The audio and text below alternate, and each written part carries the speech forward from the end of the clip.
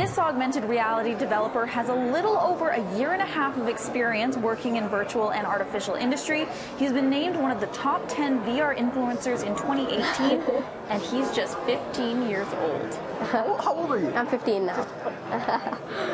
And I thought I was young for this one. You make me feel old, man. This is probably something Sabaresh Nyanimorti is used to.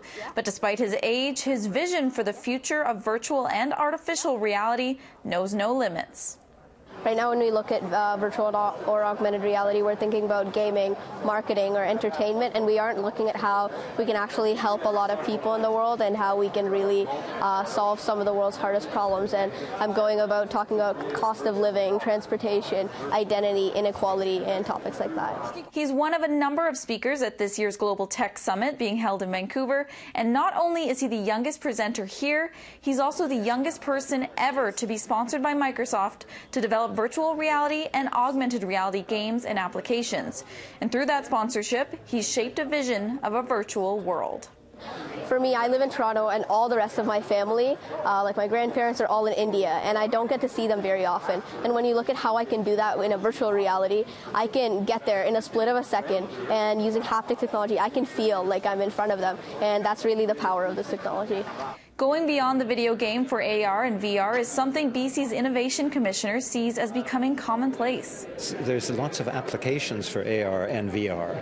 So as you look at not just video games, which is the area in animation we've always thought about, it's much more the fact that these technologies apply in forestry, mining, other areas like that, where we can simulate and show what's going on in a very accurate way. Nyanimorti was accepted into one of the Knowledge Society's innovator programs for youth, which sparked his love for VR and AR.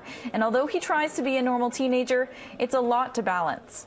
When I'm in school, I'm mostly focusing on school, like focusing on friends and still being in that environment of actually being a kid. And in high school, still have homework, still have all of that going on. So it's really just like once I get home, it goes into my VR, AR mode where I'm all about my passion, and then when I'm in school, it's all around my friends and high school and being in that environment. And really, no matter what your age. Through technology like this, VR and AR pioneers are hoping we see the world a little bit differently.